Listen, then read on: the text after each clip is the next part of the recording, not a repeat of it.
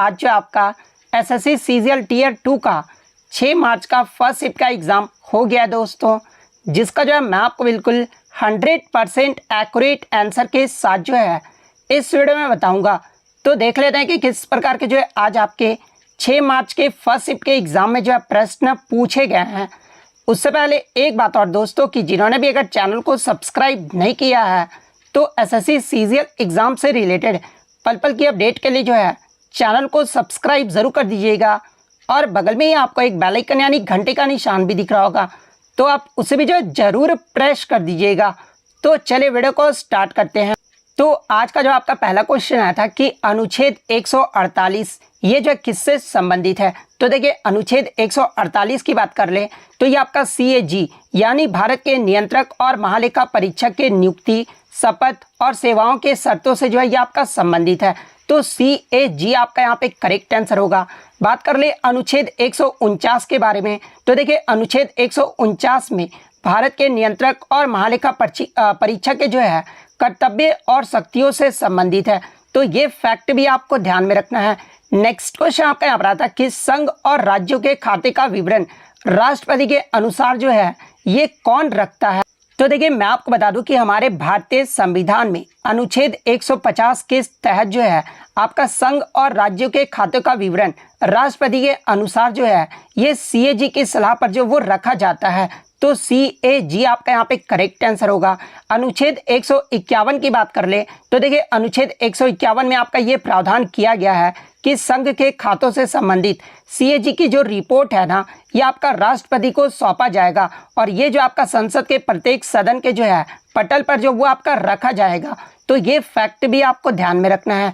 Next question आपका यहाँ पर आया था कि पुष्यमित्र शुंग ने किस वंश की स्थापना की। तो देखिए मैं आपको बता दूं कि मौर्य साम्राज्य के अंतिम राजा बृहदत्त को मारकर जो है पुष्यमित्र शुंग ने शुंग वंश की स्थापना 185 ईसा पूर्व में किए थे। तो शुंग वंश आपका यहाँ पे करेक्ट आंसर होगा। इसके अलावा एग्जाम में ये भी प्रश्न पूछा जाता है कि मौर्य साम्राज्य के अंतिम राजा जो है वो कौन थे। तो ये आपके बृहदत्त थे। तो ये फैक्ट भी आपको ध्यान में रखना है। नेक्स्ट क्वेश्चन आपका यहाँ पर आया था कि 1915 में भारतीय राष्ट्रीय कांग्रेस यानी INC के अध्यक्ष जो है ये कौन थे। तो देखिए मैं आपको बता दूं कि 1915 में जो आपका कांग्रेस अधिवेशन हुआ था ये आपका बंबई में हुआ था और इसकी अध्यक्षता जो है ये आपका सत्येंद्र प्रसन्ना सिन्हा के द्वारा किया गया था। तो सत्येंद्र प्रसन्ना सिन्हा आपका यहाँ पे करेक्ट आंसर होगा। और देखिए मैं आपको बता दूं कि 1915 में भारतीय राष्ट्रीय कांग्रेस के अधिवेशन में जो है चरमपंथी समूह के प्रतिनिधियों को जो है वो आपका स्वीकार करने के लिए कांग्रेस के संविधान में जो है आपका बदलाव किया गया। इसके अलावा 1916 का जो है लखनऊ समझौता ये भी जो है बहुत ही इंपॉर्टेंट है। तो देखिए 1916 का जो आपका कांग्रेस अधिवेशन हुआ था जिसे लखनऊ समझौता भी कहा जाता है और इसकी जो अध्यक्षता है ना ये अंबिका चरण मजूमदार के द्वारा किया गया था जो कि आपका लखनऊ में हुआ था और इसमें मुस्लिम लीग के साथ संयुक्त अधिवेशन हुआ था। यानी जो आपके नरम दल और गरम दल हुए थे ना इसी समझौते में जो आपका एक साथ आ गए थे, जो कि आपका 1907 में जो आपका सूरत अधिवेशन हुआ था उसमें नरम और गरम दल जो है वो आपके अलग हो गए थे। तो ये फैक्ट भी आपको ध्यान में रखना है। इसके अलावा 1917 का जो कांग्रेस अधिवेशन हुआ था यह आपका कलकत्ता में हुआ था जिसकी अध्यक्षता जो है यह आपका एनी बेसेंट के द्वारा किया गया।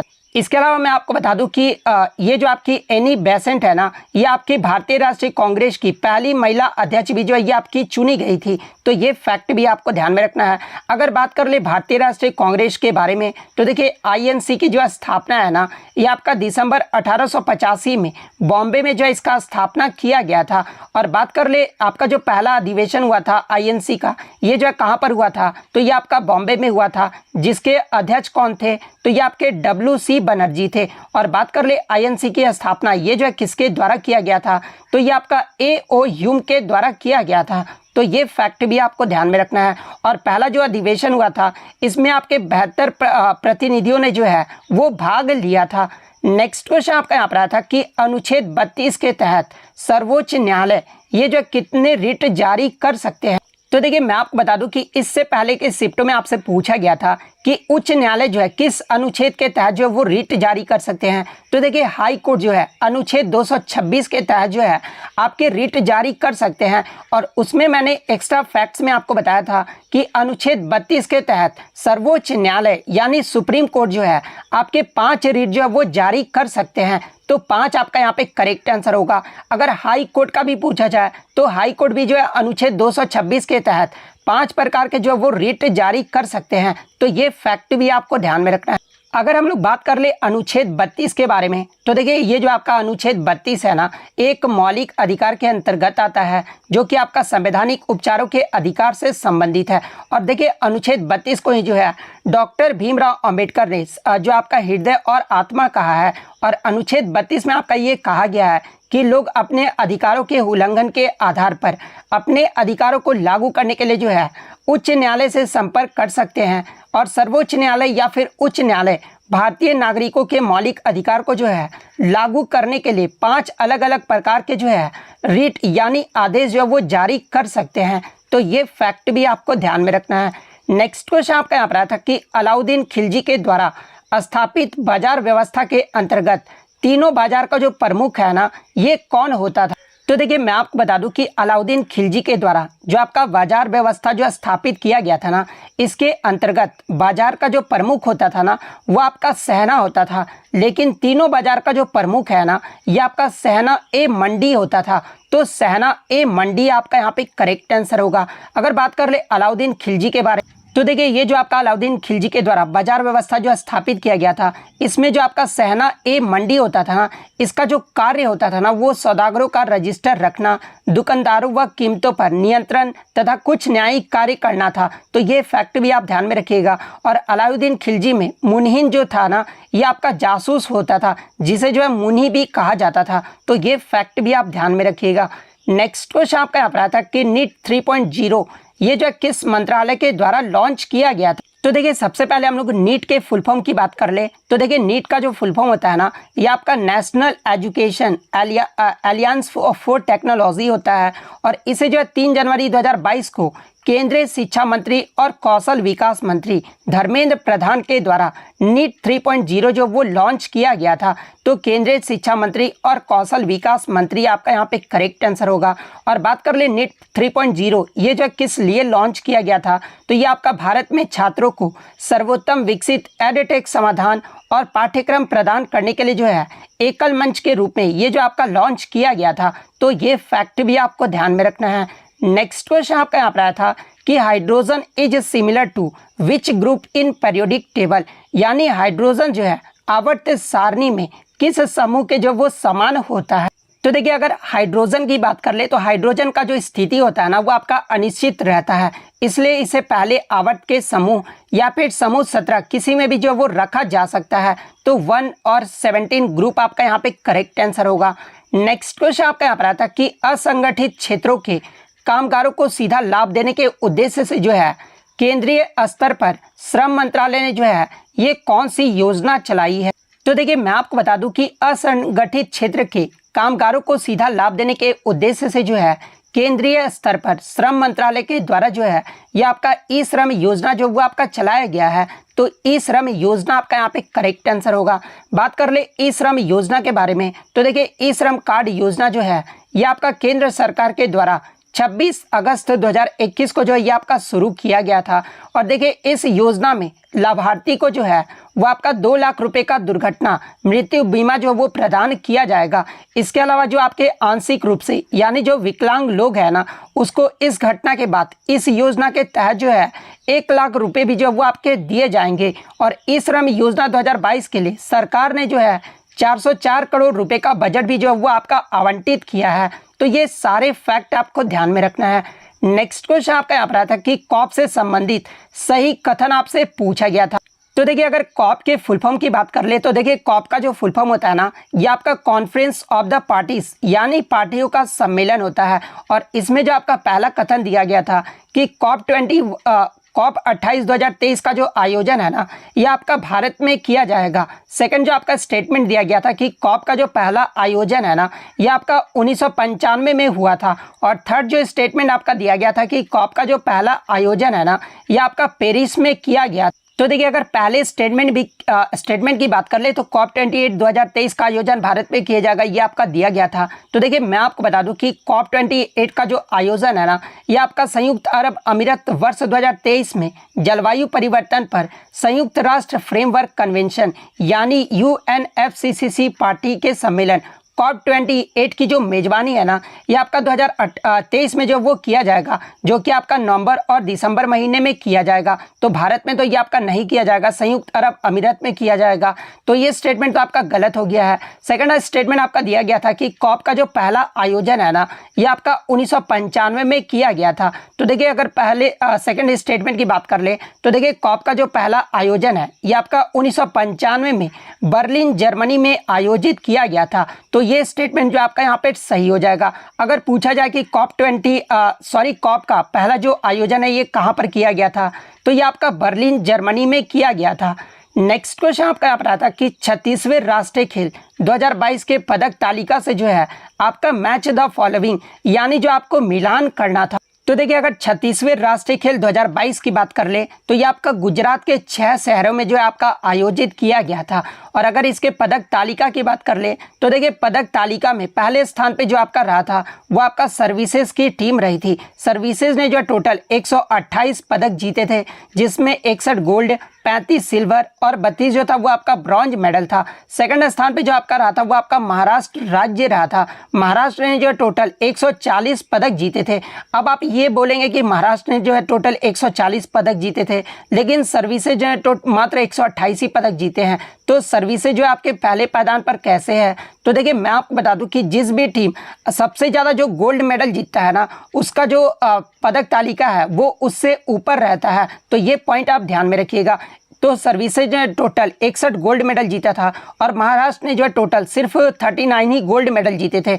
इसलिए सर्विसेज जो है ये पहले पायदान पे है। थर्ड पायदान की बात कर ले तो थर्ड पायदान पे जो आपका हरियाणा राज्य रहा था, हरियाणा ने जो है टोटल 116 पदक जीते थे, जिसमें आपका 38 गोल्ड, 38 सिल्वर और 40 जो था वो आपका ब्रॉन्ज मेडल था। अगर चौथे पायदान की बात कर ले तो ये आपका कर्नाटक राज्य रहा था। कर्नाटक ने जो टोटल 88 पदक जीते थे, जिसमें 27 गोल्ड, 23 जो था वो आपका सिल्वर रहा था और 38 जो था वो आपका ब्रॉन्ज मेडल रहा था। तो इस क्रम से जिन्होंने भी मैच किया होगा उनका यहाँ पे सही हो जाएगा। नेक्स्ट क्वेश्चन आपका यहाँ पर आता कि which of the following is an example of uniform accelerated motion यानी निम्नलिखित में से कौन जो है एक समान त्वरित गति का जो है आपका उदाहरण दिया गया है? तो देखिए मैं आपको बता दूं कि the motion of a freely falling body and a vertical thrown a body यानी मुक्त रूप से गिरने वाले पिंड और लंबवत रूप से ऊपर की ओर फेंके गए पिंड की जो गति होती है ना, वो आपका यूनिफॉर्म एक्सेलरेटेड मोशन का जो है ये आपका एग्जाम्पल होता है। तो आपके ऑप्शन में दिया गया था फ्री फॉलिंग बॉडी, तो फ्रीली फॉलिंग बॉडी आपका यहाँ पे करेक्ट आंसर होगा। नेक्स्ट क्वेश्चन आपका यहाँ पर आता कि maximum electricity generated by magnetic coil in which direction यानी चुंबकीय कुंडल द्वारा उत्पन्न अधिकतम विद्युत जो धारा है ना, ये किस दिशा में सबसे ज्यादा होता है? तो देखिए मैं आपको बता दूं कि जब कुंडल की गति की दिशा यानी direction of motion of coil विद्युत चुंबकीय क्षेत्र यानी इलेक्ट्रोमैग्नेटिक फील्ड के लंबवत कहने का मतलब यानी परपेंडिकुलर होता है ना, तो प्रेरित धारा यानी जो आपका इंड्यूस्ड करंट होता है, इसका जो मान है ना वो सबसे अधिक होता है। तो परपेंडिकुलर आपका यहाँ पे करेक्ट आंसर होगा।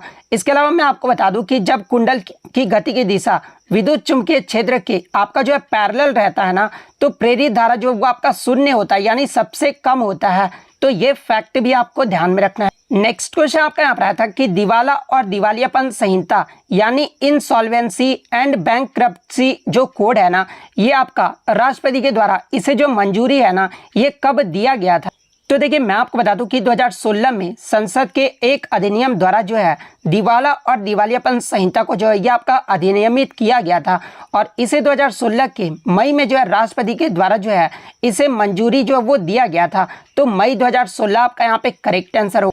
इसके अलावा बात कर रहे ये जो आपका इंसॉल्वेंसी एंड बैंकरप्सी ये जो कोड है ना, ये किस लिए बनाया गया था? तो देखिए ये जो आपका बैंकिंग उद्योग को परेशान कर रहे खराब ऋण के मुद्दों को हल करने के लिए जो है ये आपका दिवाला और दिवालियापन संहिता जो है वो आपका बनाया गया था। तो ये फैक्ट भी आपको ध्यान में रखना है।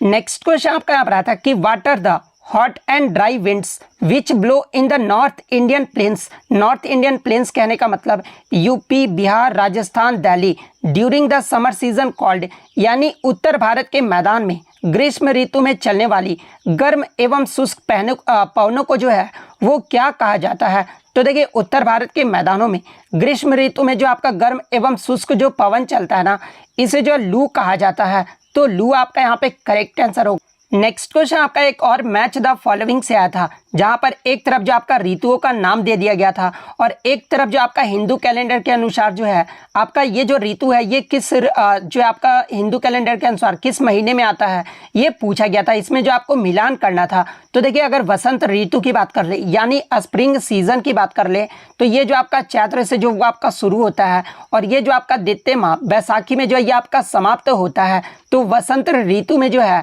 चैत्र से बैसाख आपका यहाँ पे करेक्ट आंसर होगा। और देखिए मैं आपको बता दूं कि हिंदू कैलेंडर के अनुसार आपके कितने ऋतुओं होते हैं, तो वो आपके 6 ऋतु होते हैं। सेकंड जो आपका ग्रीष्म ऋतु यानी समर सीजन के बारे में दिया गया था, तो देखिए अगर समर सीजन की बात कर ले तो ये आपका तृतीय माह ज्येष्ठ से जो है ये आपका शुरू होकर चतुर्थ माह आषाढ़ तक जो वो रहता है। तो ग्रीष्म ऋतु में जो है ज्येष्ठ से आषाढ़ आपका जो है वो सही होगा। वर्षा ऋतु यानी रैनी सीजन की बात कर ले तो रैनी सीजन जो है ये आपका हिंदू माह के 5वें माह श्रावण से शुरू होकर जो है 6ठे माह भाद्रपद तक जो है ये आपका जो है वो रहता है। तो देखिए रेनी सीजन में जो है आपका श्रावण से भाद्रपद जो है आपका यहाँ पे करेक्ट आंसर होगा। शरद ऋतु की बात कर ले यानी ऑटमन जो सीजन होता है ना, ये आपका हिंदू माह के 7वें माह आसीन से शुरू होकर जो है 8वें माह कार्तिक तक जो है ये आपका रहता है। तो देखिए ऑटमन सीजन में जो है आपका आसीन से लेकर कार्तिक जो है आपका सही मिलान होगा। तो इस तरह से जिन्होंने भी मिलान लगाया होगा उनका यहाँ पे सही हो जाएगा। नेक्स्ट क्वेश्चन आपका यहाँ पर आता है कि algae is included in which kingdom, यानी शैवाल जो है ये किस साम्राज्य के अंतर्गत आते हैं। तो देखिए शैवाल की बात कर ले तो ये आपका प्रोटिस्टा किंगडम के अंतर्गत आता है। तो प्रोटिस्टा आपका यहाँ पे करेक्ट आंसर होगा। तो इतने क्वेश्चन जो है आज मुझे बच्चों के द्वारा मिले हैं जो कि 100% रियल और ऑथेंटिक है। तो इसके अलावा अगर आपको कोई भी क्वेश्चन याद है तो आप कमेंट करके जो है वो बता सकते हैं। तो अगर वीडियो अच्छी लगी हो तो वीडियो को जो है लाइक ज़रूर कर दीजिएगा और इसी तरह एसएससी के किसी भी एग्जाम का रियल एनालिसिस पाने के लिए जो है चैनल को सब्सक्राइब ज़रूर कर दीजिएगा। तो मिलते हैं नेक्स्ट वीडियो में, तब तक thank you, all the best.